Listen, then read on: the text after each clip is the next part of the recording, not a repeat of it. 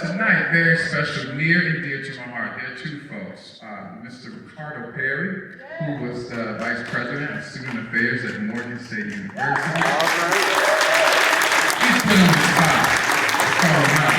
Then also there's Dr. Evelyn Perry, his wife, who happened to be my teacher every year. Dr. Perry.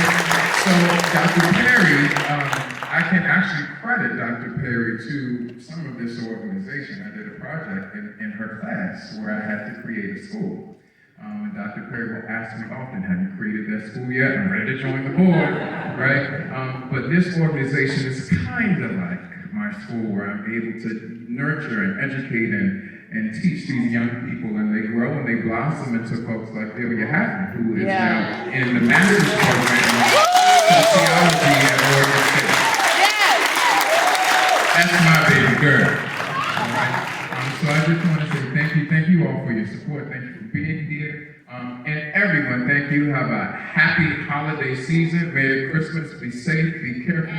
And these, actually, poinsettias are for you all to take with you. So please take them. Poinsettias are my favorite. All you have to do is water them and they'll stay alive. They don't need a lot of food. All right. Merry Christmas. And I want to acknowledge also members of our board, the board of directors for the Urban Choral Arts Society. See their shirts? We got merch.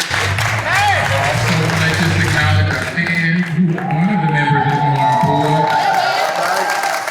Thank you all. And Mr. Maurice Eaton also keeping us safe tonight, everyone. We appreciate you, Maurice. And Steve Jones as well, right? There's another Steve Jones. And his work with us. Thank you to Faith Church for allowing us to be here. Thank you all so much. They all do this. Praise the Lord again. Ron was used to this. Am I talking? Yeah. We got you. Ron was used to us doing this every year. As many of you know, yesterday was Ronald's birthday. And every year he begs me to sing a solo, and I'm like, no. I'm not going to change his babies. But you know how much we love you, and you know how much we have your back. Hit it. Brother Patrick. That's the one.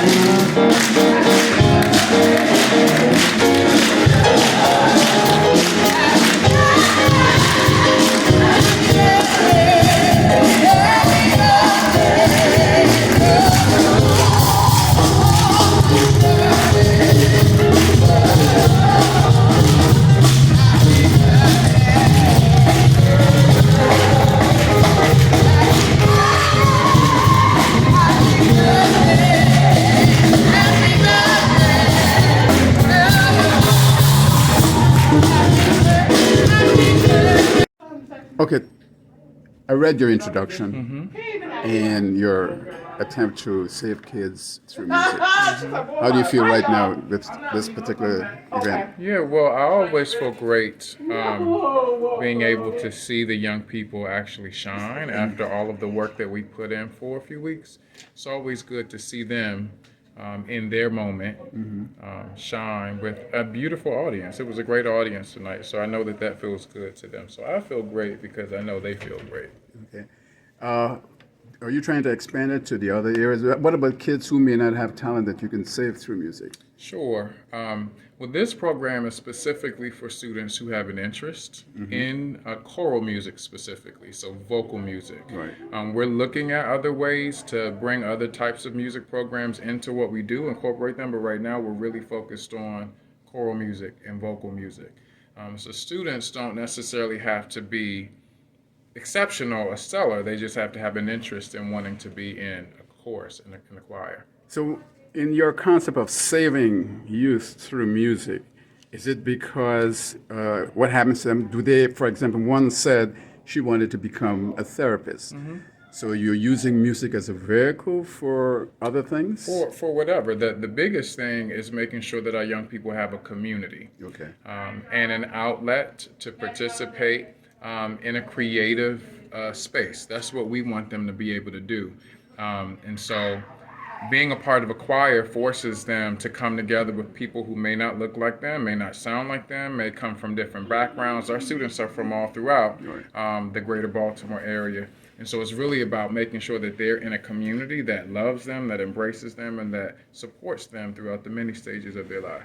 What motivated you to do this? In 2015, and this is also, I'm not sure if we put it on our website, but in 2015, during the unrest, Freddie Gray, I was teaching at Booker T. Washington Middle School, and I had several students that needed an outlet to express themselves, themselves creatively, because I do think that is therapy. I left that school and ended up keeping several of those students that I taught together at the UB Blake Center. That's how we founded the Urban Choral Arts Society.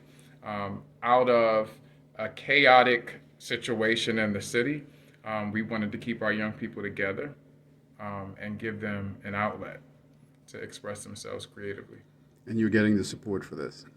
What do you mean? I mean, the financial support. Well, we fundraise, right? We have an audience. We have a network of folks that we reach out to, but we have a strong board, and that board does support with fundraising.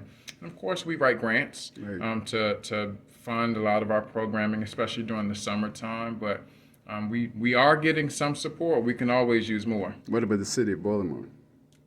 The city government? Sure. So we applied to a grant, not necessarily with the city, but with the Maryland State Arts Council.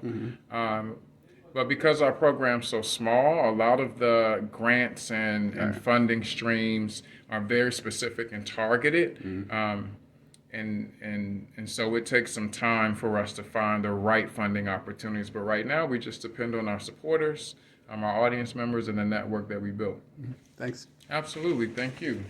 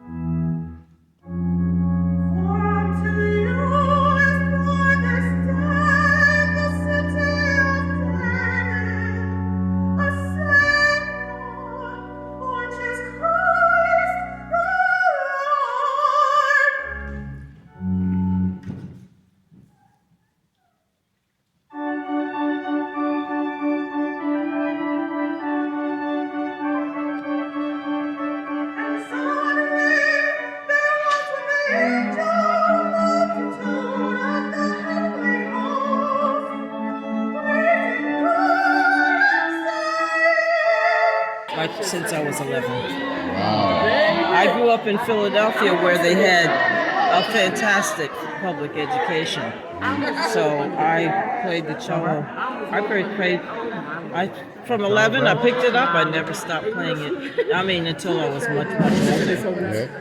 Yeah. Well, it's great to see you. You are an inspiration to the youth around here, aren't you? I don't know. I hope so. I hope so. What is your name? My name is Etta, E-T-T-A. Etta? Yeah. Your last name? Russell-Scott. I didn't know you were talking. So how long have you been living in Baltimore? I've been living in Baltimore since 2011. My husband and I came here. My husband was hired by the gentleman at your high school. He was a voice teacher at Morgan. Okay. He taught, and my husband was the Wiz on Broadway, and he and one of the soloists here were good friends, Vincent. Right. And yeah, so we came here in 2011. So now you're in an institution. Yeah, I guess you would say that. Yeah. Oh, it was nice talking to you, Etta. Very nice. And your name again? Oswald.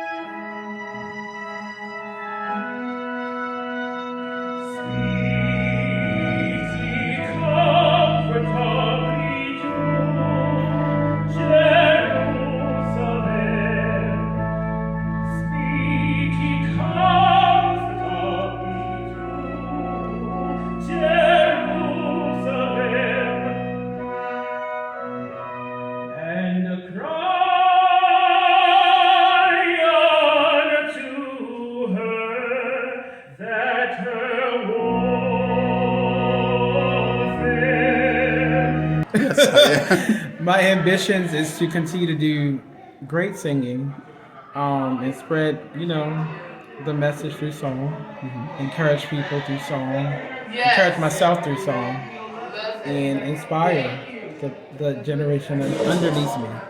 What's your next level?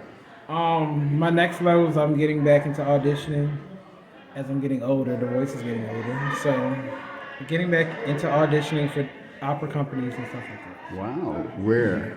I don't know yet. Where are you thinking of? Maybe an opera company in California. Yeah. Of course, the Met, if Yeah. I can get there. The one in DC, and Norfolk, Virginia. Okay. Well, I know you're exceptional, I think. Thank you. I appreciate it. Look forward to seeing you more. Yes, sir. Okay. Thank you.